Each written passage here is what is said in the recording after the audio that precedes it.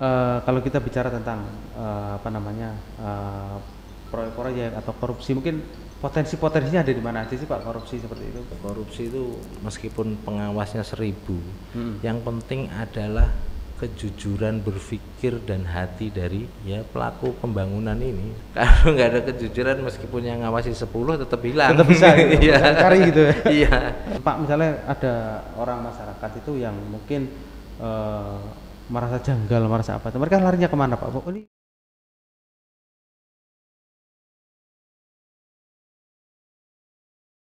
Assalamualaikum warahmatullahi wabarakatuh. Selamat sore sahabat Radar Bojonegoro. Jumpa lagi dengan saya. Kita hari ini akan berbincang-bincang mengenai korupsi gitu ya. Korupsi ini menjadi masalah yang cukup pelik untuk diatasi gitu ya. Maka apa sih sebenarnya korupsi? Bagaimana pencegahannya? Sudah hadir bersama saya narasumber kita yang ahli di bidangnya, yaitu Bapak Muhammad Hamdani. Beliau adalah Inspektur Pembantu Wilayah 1 Inspektorat Bojonegoro. Selamat sore Pak Dani. Selamat sore, Mas. Bagaimana kabarnya Pak Dani? Alhamdulillah baik. Ini adalah pertama kalinya Pak Dani ya ada di podcastnya Radar Bojonegoro. Iya, betul. Oke Pak Dani. Pak Dani, Inspektur Pembantu Wilayah 1 itu apa aja Pak Dani yang ditangani Pak Dani? Inspektorat itu ada 3 wilayah ya. Jadi masing-masing wilayah ini membagi 3 seluruh OPD Bojonegoro. Nah, di wilayah saya ini sekitar 13 OPD dan berapa? 11 kecamatan. 11 kecamatan. Termasuk kalau kecamatan termasuk semua desa-desanya iya. gitu ya. Berarti mereka itu instansi-instansi itu diawasi semua ya gitu ya. Diawasi semua. Diawasi seluruhnya oleh inspektorat. Makanya dibagi jadi 3 wilayah. Oke, Pak Dani. Melihat Bojonegoro yang saat ini kan seperti yang pernah kita bahas sebelumnya itu bahwa Bojonegoro itu APBD-nya besar sejak beberapa tahun yang lalu itu mulai dari 5 triliun, 6 triliun, bahkan di PABBD tahun 2022 ini itu mencapai 7 triliun. 7 triliun. Betul. Kita bisa melihat bahwa Bojonegoro ini pembangunannya sangat luar biasa. Terasa di mana-mana, mulai jalan desa, jalan di kota itu dibangun semua. Pak, ini kan pembangunan ini kan juga dilakukan oleh pihak ketiga kontraktual kan gitu ya. Nah, itu pengawasannya seperti apa? Pengawasan proyek itu seperti apa? Kalau inspektorat melakukannya itu diawasi seperti apa? Apakah diawasi dilihat seperti itu atau diaudit atau seperti apa? Mau dijelaskan seperti apa? Ini keseluruhan ya, keseluruhannya. Ya, baik secara OPD global aja ataupun desa. Jadi secara global aja. Inspektorat ini melaksanakan kegiatan pengawasan, yaitu antara lain ya kita melakukan review. Jadi sebelum RKA itu disahkan, itu wajib direview oleh inspektorat.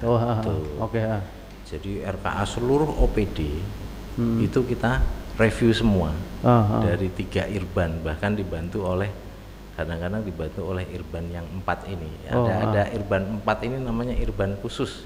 Gitu. Jadi irban untuk reformasi birokrasi dan pencegahan korupsi itu. Nah, itu seluruh auditor melaksanakan review RKA semua OPD. Berarti sebelum masih berupa RKA rencana kegiatan itu ya? Belum. Itu sudah direview? Kita review. Gitu. Kita review, jadi apa ya, kesesuaian terus dengan RPJMD, terus apakah nilai satuannya ini jelas atau tidak. Kadang-kadang ada yang gelondongan gitu kan. Nah, ini tidak dirinci, ini untuk berapa kali, berapa orang kan. Jadi perencanaannya kita tanyakan itu. Jadi semua OPD mulai dari perencanaan penganggarannya kita tanyakan, ini untuk apa, bagaimana ceritanya kan gitu. Termasuk ini usulan apa ini? Bagaimana? Betul, gitu? Iya semua. Oke. Itu usulan. Ya. Tapi kalau ketika sudah dilaksanakan, misalnya membangun jalan, seperti apa pengawasannya gitu? Ada lagi kita melakukan evaluasi. Gitu. Evaluasi itu jadi yang telah dilaksanakan oleh OPD ini sejauh ini seperti apa, pencapaiannya berapa persen, ya, penyerapannya berapa, terus fisiknya sudah bagaimana. Terus ada lagi kita masuk kalau yang untuk proyek-proyek strategis, ya proyek strategis yang antara lain dananya besar dan menjadi icon untuk kabupaten. Oh, jembatan penghubung yang besar-besar itu Pak ya. Kalau yang sekarang mungkin yang pembangunan gedung DPR ya. Itu kita lakukan probity audit. Apa itu Pak? Probity audit itu semacam pendampingan Mas. Jadi pendampingan mulai tahap perencanaan, kemudian pengadaan barang dan jasanya, prosesnya itu, terus pada saat pelaksanaan sampai pada saat pencairan anggaran. Ya, itu kita masuk kawal terus. Oh, perencanaannya, pengadaan barang dan jasanya, pelaksanaan sampai pencairannya. Oh, oke. Kita itu mandat dari MCP KPK juga. Jadi mandat dari KPK seperti itu, Pak Apip untuk mengawasi, mengawal proyek-proyek strategis. Itu hanya proyek yang strategis saja, yang nilainya fantastis gitu. Ya. Kalau yang kecil-kecil misalnya di bawah 1 miliar begitu. Nah, itu kalau itu ya kita evaluasi aja kalau itu. Oh, itu berarti tidak menjadi perhatian serius seperti yang tadi gitu. Tidak, atau kalau pas kita adakan audit itu masuk menjadi sampling. Jadi pengawasan kita tidak bisa ya keseluruhan gitu kan, nggak bisa terlalu banyak dan personil kita juga terbatas, maka teknik yang kita gunakan biasanya teknik sampling. Sampling itu berdasarkan kita harus berbasis resiko. Mana yang berisiko tinggi, misalnya resiko untuk penyalahgunaan atau resiko untuk tidak selesai, itu yang harus kita masuki. Bagaimana sih prosesnya? Bagaimana cara kerja dari PPK ini untuk melakukan supaya tidak melebihi batas waktu yang telah ditetapkan. Oke. Pak Dhani, kalau kita sering membaca berita itu kan setiap akhir awal tahun itu muncul laporan Badan Pemeriksa Keuangan. Nah, misalnya ini kegiatan ini ternyata jadi temuannya BPK, akhirnya mengembalikan anggaran berapa. Itu seperti apa Pak? Apa memang dulunya juga Inspektorat juga menemukannya seperti itu atau gimana itu? Jadi gini. Apakah seperti itu pemeriksaan yang dilakukan oleh Inspektorat itu? Hampir sama sebenarnya. Jadi yang namanya audit itu ada 3 Mas ya.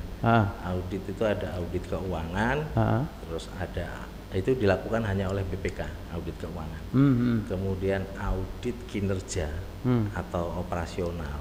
Ini dilakukan oleh APIP. Ya. Oh, ini kinerja ini tadi. Kinerja. Terus ada audit dengan tujuan tertentu, itu bisa investigasi, bisa perhitungan kerugian negara. Nah, itu bisa dilakukan oleh APIP, juga bisa dilakukan oleh BPK, tergantung mana yang melakukannya. Ada kerugian misalnya gitu ya? Ya, ada kerugian itu bisa. Oh Pak, kalau kinerja itu yang di kinerjanya OPD-nya atau kinerjanya itu rekanannya, kalau audit kinerja? Sebenarnya OPD-nya. Pada tahap, jadi gini, rekanan itu kan kita nggak tahu kadang-kadang yang menang ini siapa, dari mana, bagaimana kinerjanya seperti apa. Kita hanya melihat di aplikasi yang dimiliki oleh LPSE. Gitu, dilihat ya. Oh ini CV ini, PT ini gitu, menang paket ini gitu ya. Kebanyakan mereka melihatnya hanya dari sisi administrasi. Gitu. Nah, untuk manajerialnya kadang-kadang pelaksanaan di lapangan, lah ini harus ada ketegasan dari OPD dalam hal ini. Biasanya yang mengendalikan adalah PPK-nya, pejabat pembuat komitmen dari OPD itu. Nah, ini bagaimana, makanya PPK itu harus punya kemampuan manajerial yang bagus supaya dia bisa mengendalikan kegiatan itu. Meskipun rekanannya begini, tapi ada dia punya konsultan yang membantu dia kan, tim teknis. Nah, itu digunakan semua. Bagaimana dia bisa menciptakan, misalkan si A ini lah kemampuannya biasa-biasa saja, tapi harus bisa menyelesaikan ini. Nah, itu butuh pemikiran dari seorang PPK yang punya kemampuan manajerial lebih. Ya. Oke. Pada nih proyek itu kan fisik terutama ya, itu kan ada yang selesai, ada yang nggak selesai. Ya nggak selesai itu nanti akibatnya seperti apa? Kalau nggak selesai di akhir tahun misalnya masih 50%, kan seperti itu gitu kadang. Ada yang sempat tahun lalu kayaknya ada yang sempat ditinggal gitu misalnya kan. Ya, itu nanti ada. seperti apa? Diaudit atau ditindak seperti apa mereka? Iya, seharusnya kalau sudah pada titik kritis pengadaan barang dan jasa, si PPK ini harus tahu apakah ini bisa dilaksanakan tidak oleh penyedia. Oh gitu. Jadi misalkan dia mempunyai kebijakan untuk menambah waktu ya, memberikan kesempatan kepada penyedia, itu bisa saja dilakukan dengan bahkan bisa melewati batas tahun anggaran. Oh gitu, oh bisa? Bisa. Oh, apa bisa dicairkan nanti anggarannya? Bisa, ada tata caranya sendiri. Di Permendagri ada, di Permendagri 77 ada.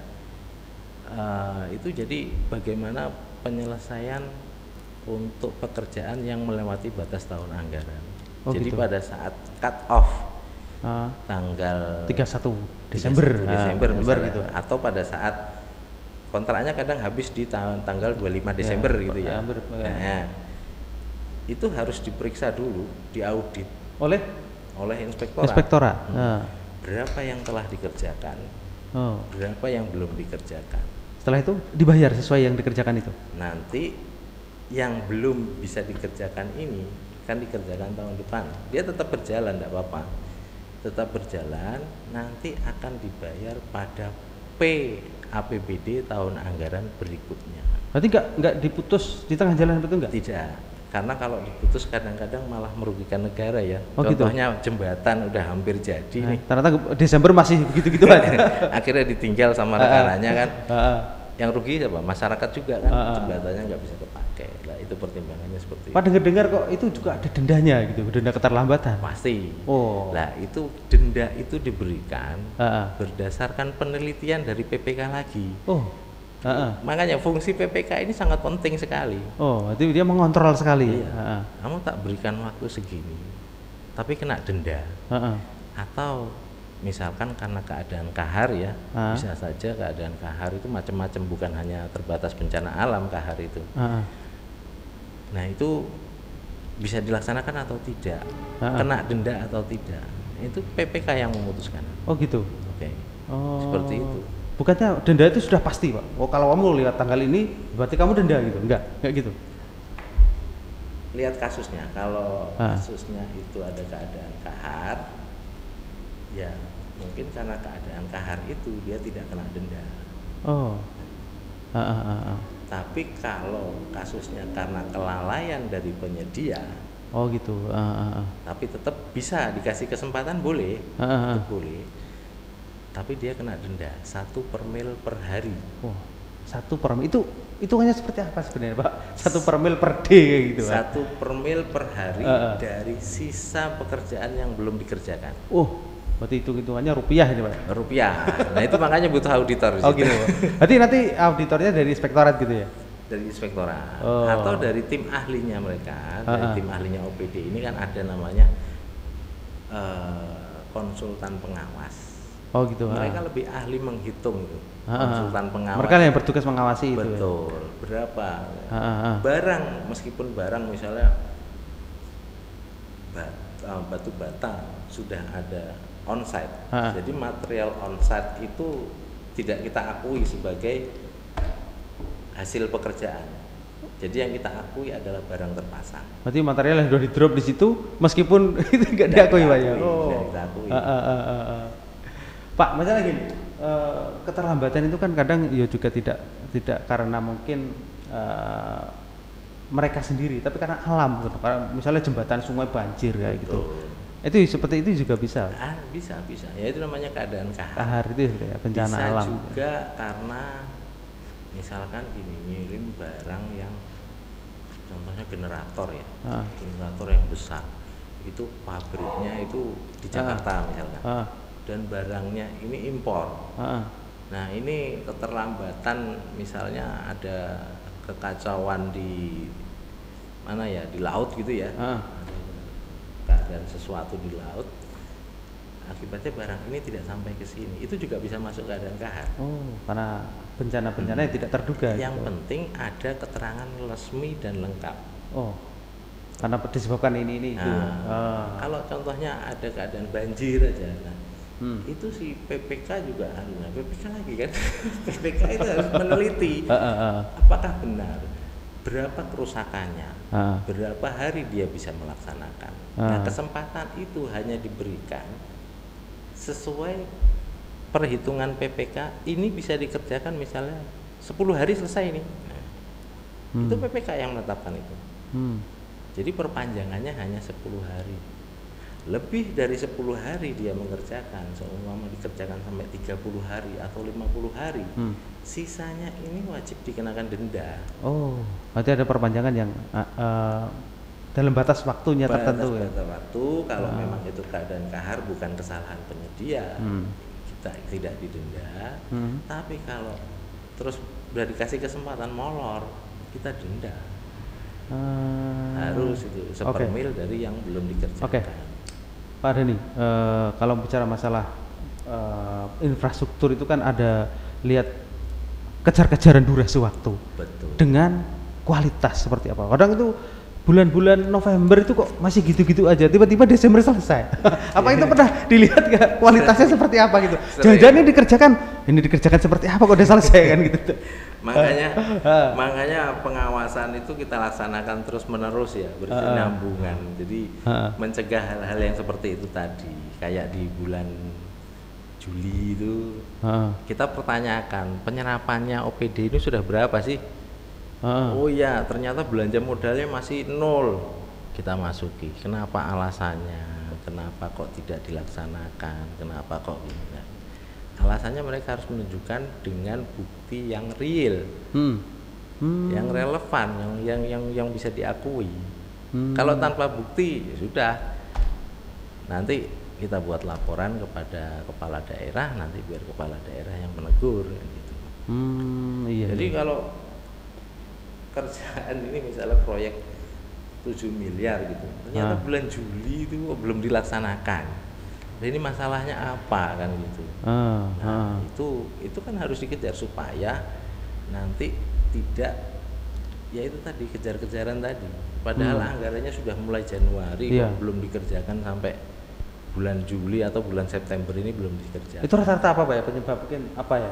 Kadang itu kan DOK itu APBD itu kan DOK itu kan kadang Desember di DOK ya, untuk 2022 misalnya DOK Desember 2021 gitu. Betul. Tapi ternyata kegiatan itu baru mulai kadang Juli. Kok enggak Januari atau mungkin Februari atau Maret gitu.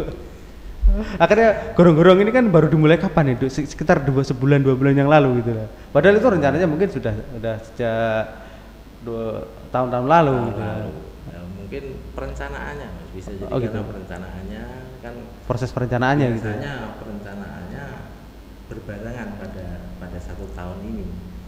Jadi tidak dilaksanakan tahun yang sebelumnya gitu. Jadi tahun ini baru proses perencanaan. Karena lumayan lama loh kalau misalnya kayak jalan, kayak irigasi seperti itu ya, drainase kan trotoar gitu, saling berhubungan itu lumayan lama juga itu kalau perencanaan. Belum lagi pemilihan penyedianya gitu ya. Nah, pemilihan penyedianya mungkin ini kan tidak satu penyedia juga, banyak lelangnya kayak tender kan. Tender semua. Itu terus baru mungkin bulan apa ya dilaksanakan, bulan ya kayak Juli, Agustus kayak gitu rata-rata kan, Juli, Agustus kita. Tinggal perhitungan PPK. PPK-nya berani nggak melaksanakan dengan sekian bulan ini. Perhitungan metodenya pakai apa gitu. Oh gitu. Nah, metode kerjanya kan PPK bisa menentukan. Nanti PPK berani maju gitu. Maju, kan masalah. Tinggal kontraknya berapa bulan gitu. Oke Pak Dhani, kita dari mekanisme pengerjaan lah. Kalau dari segi pemilihan penyedianya, apakah inspektorat itu juga ikut mengawasinya? Atau itu memang yang ngawasi khusus Jakarta mungkin gitu, LKPP begitu, atau KPK begitu, atau inspektorat punya porsi untuk mengawasi pemilihan penyedia barang dan jasa? Tidak, kalau di pengadaan barang dan jasa kita hanya melakukan pos audit ya. Pos audit ya. Pos audit itu jadi setelah ini dilaksanakan kita cek bener gak ini yang menang, bener gak ini yang menang. Oh gitu. Itu ada pos audit ini kan sudah ada anunya UKPBJ ya, unit kerja pengadaan barang dan jasa gitu. Yang sekarang bagian pengadaan barang dan jasa. Pengadaan itu mempunyai kewenangan mutlak untuk menentukan pemenangnya siapa. Gitu. Jadi tidak bisa diinterferensi oleh inspektorat, tidak bisa. Atau misalnya tender itu diikuti 10 orang misalnya, 10 CV, 10 PT gitu. Yang nggak menang mereka merasa aku kok sudah lengkap kok, ini penawaranku murah tapi kok kalah kan gitu. Itu mereka nyanggah aja atau bisa ngadu misalnya gitu. Atau mereka ini jangan-jangan ini mau ngadu kemana mereka gitu. Ada sanggah gitu ya, sanggahan aja gitu ya. Sanggah kalau misalnya mereka kan 5 hari itu masa sanggah, terus mereka menyampaikan sanggah, kalau mereka tidak puas itu baru ada namanya sanggah banding. Oh gitu. Sanggah banding itu nanti inspektorat juga diajak omong. Oh gitu. Diajak diikutkan gitu ya. Diskusikan juga. Oh. Itu nggak dikerjakan itu. Karena sanggah banding itu yang memutuskan nanti adalah kepala daerah. Oh gitu. Ya. Kalau gitu berarti lama dong. Misalnya lelangnya ini harusnya selesai bulan Juli, Agustus baru selesai. 25 hari, Mas. Artinya itu sanggah banding itu juga masuk tahapan itu? Tahapan. Oh, masuk tahapan. Oh gitu. Jadi 25 hari kalender, nggak salah gitu. Ada tahap-tahap seperti itu. Jadi inspektoran itu turun kalau ada sanggah banding seperti itu, Pak. Ya. Ikut terlibat lah, gitu ya, dilibatkan untuk pengambilan keputusan seperti itu. Oh gitu. Memang ini menjadi perhatian publik Pak, karena memang Bojonegoro ini kan akhir-akhir ini banyak kegiatan-kegiatan pembangunan infrastruktur kan gitu. Mereka sih ini dikerjakan siapa, ini bagaimana, emang sudah terlihat jelas Pak ya di LPS sudah. Kadang-kadang orang itu juga kadang ingin tahu seperti apa. Kadang-kadang ada orang yang ikut lelang, terus mau mengadu kemana, ya mungkin sanggah itu Pak ya. Sanggahan. Tapi sanggahan itu hanya untuk yang mengikuti lelang.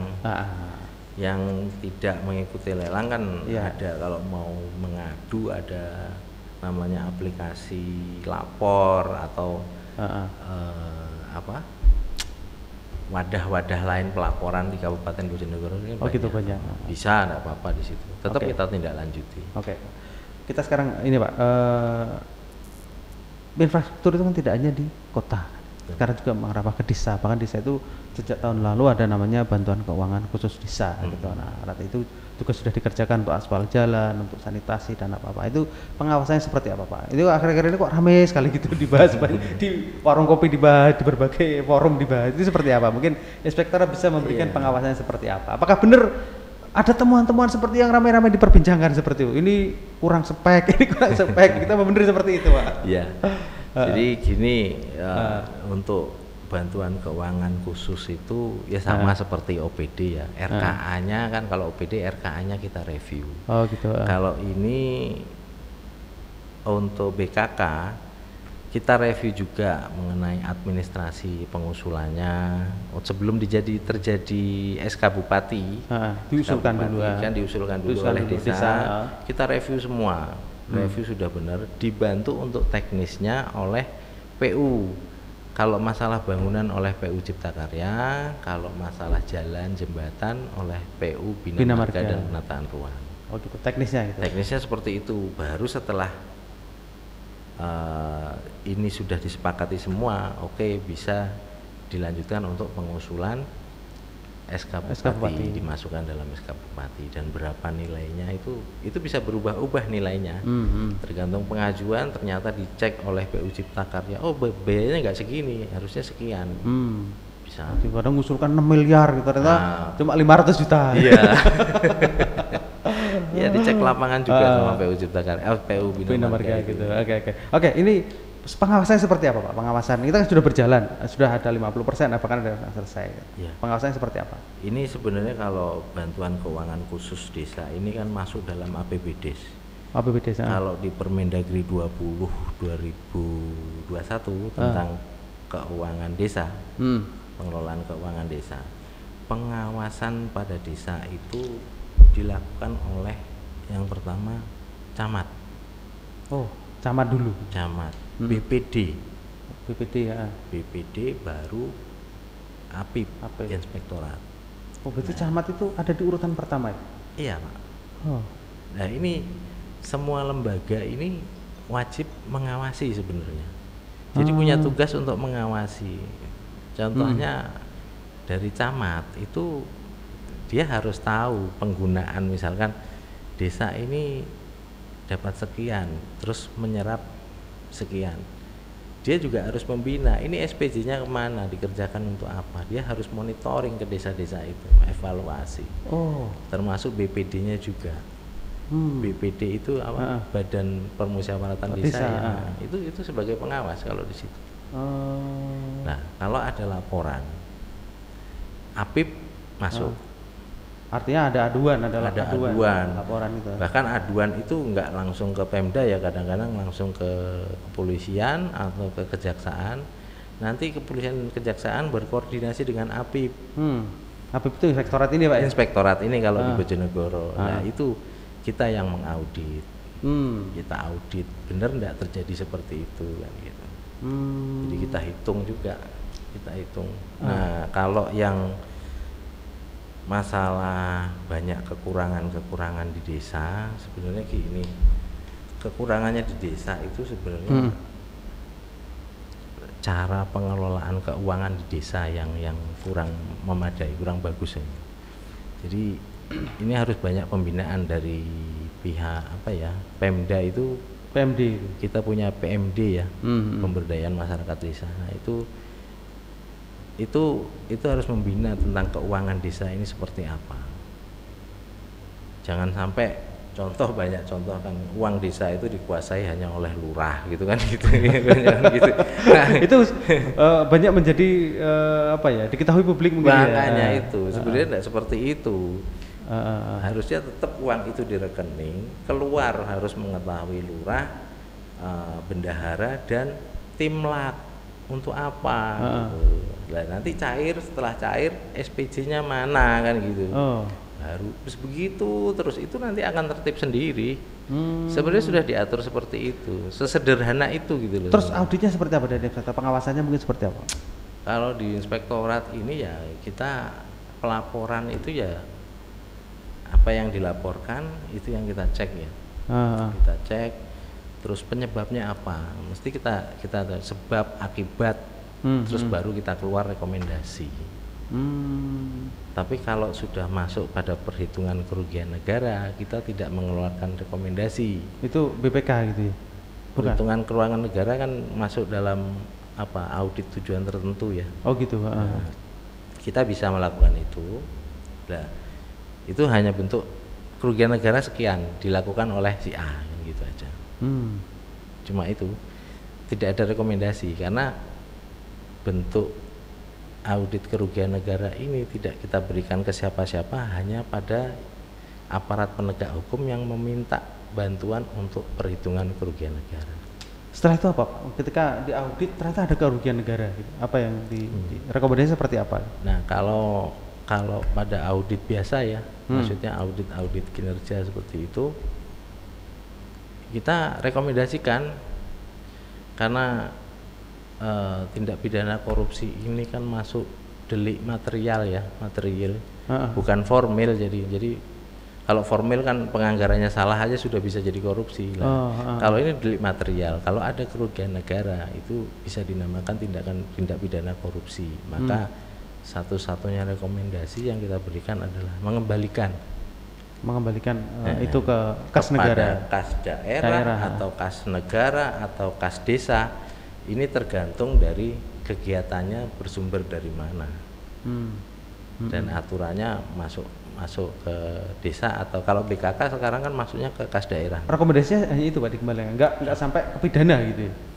Oh tidak, kalau kita nggak berwenang ke situ. Oh gitu ya. Tapi kalau selama 60 hari ini tidak ditindaklanjuti, maka berlakulah pidananya.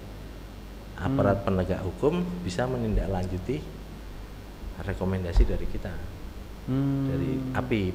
Gitu. Jadi dalam kegiatan yang dilakukan oleh desa-desa ini kan tinggi marak, tinggi banyak. Berarti inspektorat juga ikut juga ya, Pak, artinya dalam mengawasi juga. Iya.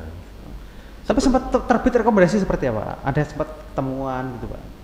Temuan ya itu banyak. Jadi karena gini loh, kayak ya BKK ini, yang namanya desa ini membangun kan azasnya adalah swakelola sebenarnya. Oh iya. Yang diutamakan adalah swakelola, pemberdayaan masyarakat. Jadi bangunan itu tidak harus sesuai dengan spesifikasi dari dinas PU misalkan ya. Jadi, bisa beda? Boleh, karena gini, kalau kita hanya melihat apa ya, bahannya aja, dia pakai bahan apa, ada semua apa enggak, dipakai semua atau tidak. Nah, kalau untuk siku atau harus begini harus begitu, namanya pemberdayaan ya Mas, mungkin tukangnya juga tidak punya sertifikasi. Oh iya, kan nggak punya sertifikasi, keahlian khusus. Kadang-kadang kalau jumlahnya besar itu ya bukan tukang yang dia ambil ini, bukan kuli, tapi warga sekitar yang nggak punya kerjaan itu, ayo ikut kerja kan gitu. Diberdayakan di situ. Diberdayakan di situ. Nah, tapi kan sudah ada gambar, sudah ada spek, sudah ada apa bahan bangunan yang harus itu harus dipasang semua. Nah, kalau tidak dipasang di situ, berarti kemana barangnya kan gitu. Nah, berarti ini ada kerugian. Oke. Pak Dhani, desa, kota mulai banyak infrastruktur lah, pengawasannya juga sudah terus dilakukan gitu Pak ya. Selain itu juga kan ada bansos itu juga diawasi juga Pak oleh Inspektorat. Penyaluran bantuan sosial. Penyaluran bantuan sosial ya kita kawal lah, kalau itu kita kawal. Tidak kita harus meriksa audit satu-satu, enggak. Kita kawal perencanaannya bagaimana, siapa yang mau diberikan kan gitu. Berarti batas saran bansos itu Pak? Iya, batas saran aja kita. Oke Pak, kita kembali ke swakelola tadi Pak. Di desa itu apa memang wajibnya itu, bukan wajibnya, memang idealnya itu swakelola gitu Pak? Apakah nggak bisa kontraktual? Bisa kontraktual, tapi kontraktual itu sebenarnya hanya yang untuk pembelian ya, pengadaan barangnya, contoh material atau sewa kendaraan berat, atau kalau untuk aspal kan ada gitu. Penggelaran aspal itu langsung itu. Langsung. Itu. Ya, penyedia aspalnya. Penyedia aspalnya, yang tidak mungkin dilakukan dengan cara swakelola, itu bisa dikontraktualkan. Selebihnya bisa kontraktual? Boleh. Nggak apa-apa. Berarti misalnya buat gorong-gorong di desa, jalan cor di desa itu juga bisa Pak? Jalan cor di desa bisa dikontraktualkan, bisa. Tapi nggak keseluruhan ya, mungkin pemadatannya atau ngeram besinya itu bisa dilakukan oleh masyarakat kan. Pokoknya yang bisa dikerjakan oleh masyarakat tuh seharusnya dikerjakan oleh masyarakat. Lah perkara untuk ngecornya mungkin pakai apa namanya, batching plan gitu. Ya batching plan, nah itu bisa. Atau kalau misalnya mau irit lagi sebenarnya pakai manual gitu ya nggak apa-apa sebenarnya itu. Terus itu spesifikasinya seperti apa Pak? Apa mungkin ya seperti yang Jana bilang tadi, bisa beda dengan yang direncanakan PU gitu ya? Iya, bisa beda kalau itu. Nah itu makanya timlaknya juga harus pintar-pintar menghitung, membuktikan bahwa memang campurannya sekian gitu. Campurannya kayak campuran batching plan harus sekian gitu ya. Ya harus bisa membuktikan nanti timlaknya. Jadi yang bertanggung jawab penuh itu di timlak gitu Pak? Timlak, karena nanti mereka juga harus membuat kubus beton juga. Jadi setiap 5 kubik dia mengaduk semen, itu wajib membuat 1 kubus beton. Oh gitu? Ya, nanti biar dicek kekuatannya ini K berapa. Oke Pak Dhani. Kalau kita bicara tentang proyek-proyek atau korupsi, mungkin potensinya ada di mana aja sih Pak, korupsi seperti itu, di proyek-proyek seperti itu? Korupsi itu ya awalnya ya itu ada 3 sebenarnya. Yang pertama itu penyuapan biasanya itu. Setelah itu penyuapan, pengadaan barang dan jasa, dan penyalahgunaan anggaran. Penyalahgunaan anggaran. Penyalahgunaan anggaran itu 3 poin yang harus kita awasi betul di situ.